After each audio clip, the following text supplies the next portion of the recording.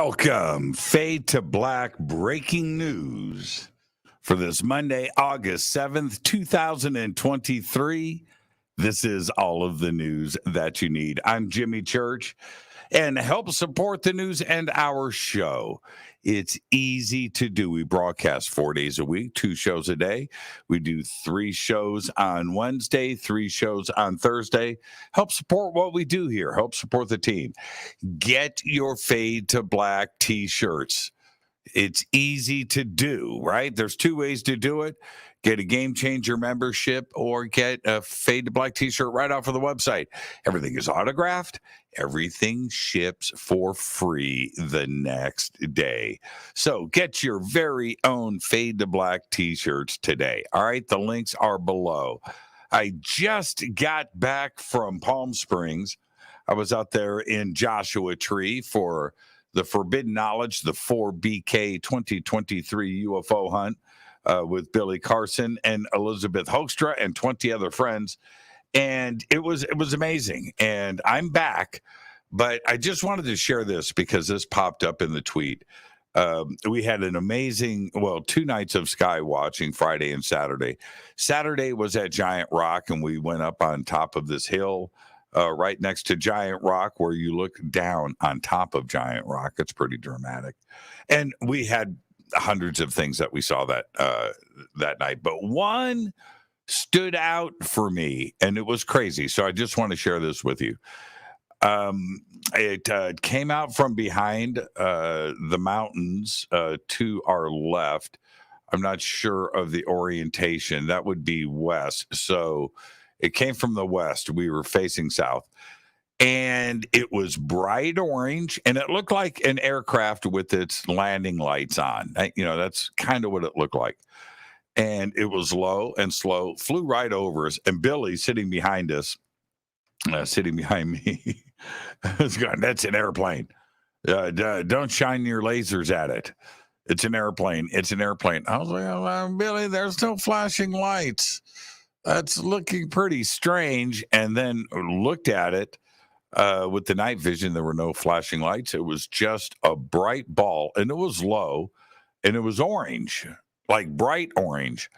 And it went over us. And then as we were all looking at it and started to determine and think that it indeed was not an airplane, but it was really low. You could almost see a shape. It then turned up right in front of us, just turned up, and went straight up and disappeared into the stars. It was crazy. Billy goes, "Well, I reserve the right to correct myself. I guess that wasn't an airplane." It was dramatic. It was very cool. So anyway, we had a great time. I've posted pictures and I've got some other stuff. I haven't gone through everything, but I'll get some pictures posted. All right. So I'm back. Let's get to the news on this day in history. The first of the murders committed, this is 1888. The first of the murders committed by Jack the Ripper took place on this day in London's East End in 1888. Here's your fader fact, Jonathan. This one's just for you. Wombats poop dice. That's right. Cubes. Don't ask. I don't have the answer. But there's your fader fact today. Let's get to the breaking news. Finally, NASA's Voyager 2 was lost in space because of a mixed signal, but a command dubbed an interstellar shout. It was beamed across billions of miles. It has restored contact with the spacecraft after 2 weeks of silence.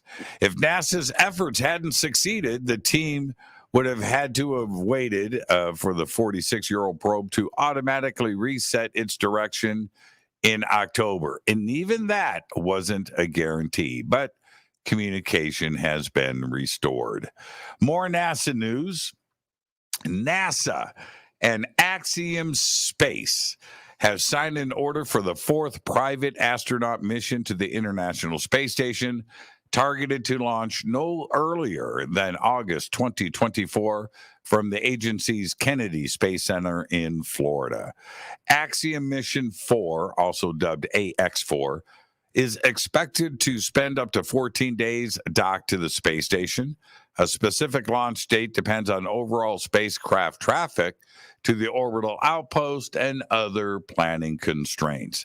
Axiom Space will submit 4 proposed crew members for the AX4 mission to NASA and its international partners for review. If approved, the prime crew members for the mission will be confirmed. Check this out. Torbjorn Peterson, it might be Torbjorn Peterson, packed his suitcase with a few necessities back in 2013. He packed some shirts, a couple of jackets, some shoes, first aid kit, and a laptop. Excited to begin a historic journey. Peterson hoped to become perhaps the first person to visit all 195 countries without flying. He figured he would return home to Copenhagen in 4 years as a record holder. But Peterson recently walked off a boat in Denmark, having completed his objective 6 years later than anticipated and feeling fortunate to be alive. Peterson said he ventured to about 260,000 miles via cars, trains, buses, taxis, boats, shipping containers, and his own feet. Peterson, 44 years old, said he had encountered hundreds of challenges, including visa problems, war zones, and near-death scares, but he finished with a reformed confidence in himself and in the world. Congratulations. And that is absolutely incredible. 195 countries visited. A Caribbean mom and her 18-year-old daughter, who won free rides aboard Virgin Galactic, will embark on their out-of-this-world adventure when the commercial flight is expected to blast off this Thursday. Her name, Keisha Schaff. She's 46, and Anastasia Myers won the 2 coveted seats worth about $900,000. They won them back in 2021 as part of a Virgin Galactic competition aiming to send more diverse humans to space and change perspectives.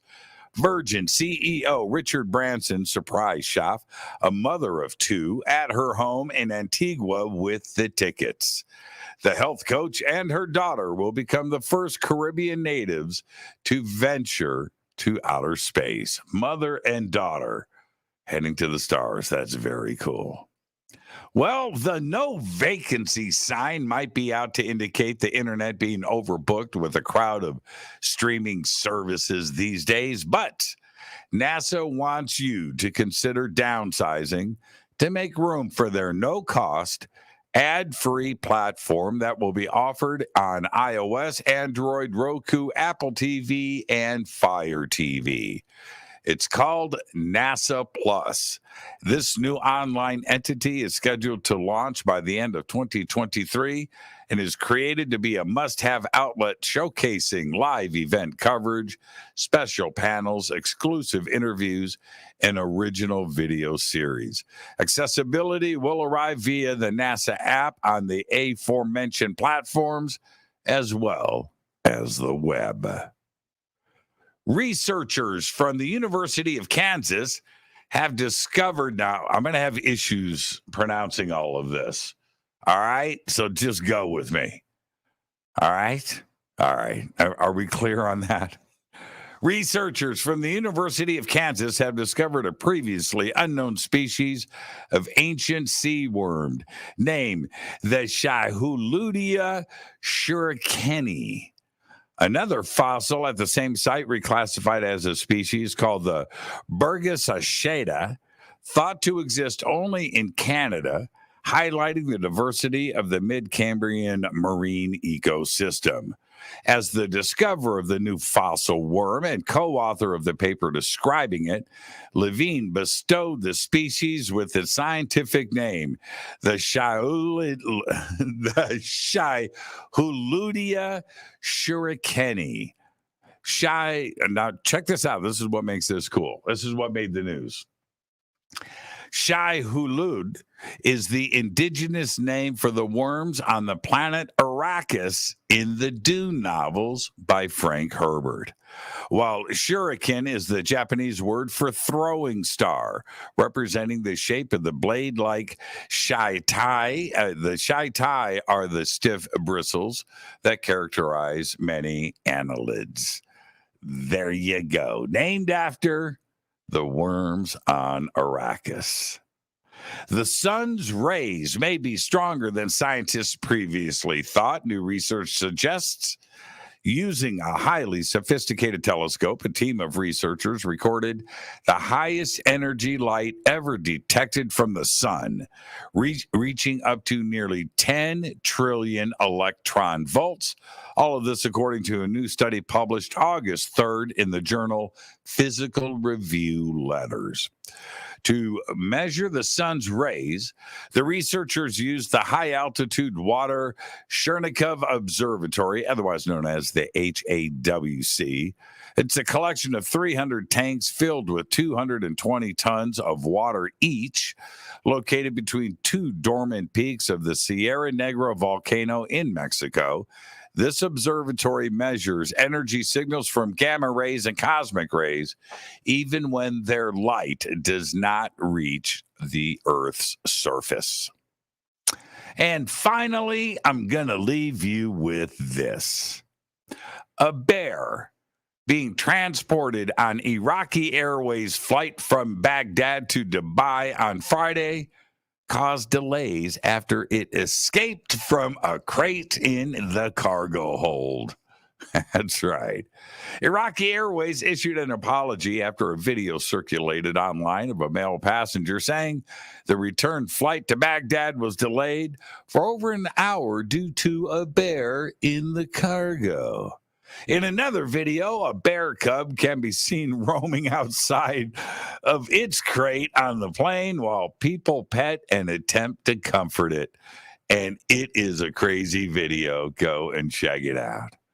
All right, there's all the Fade to Black breaking news that you need for this Thursday, August 7th, 2023. I've got a programming change announcement to make. Earlier today, we pushed out on the social media our upcoming week here on Fade to Black. We've done a programming change.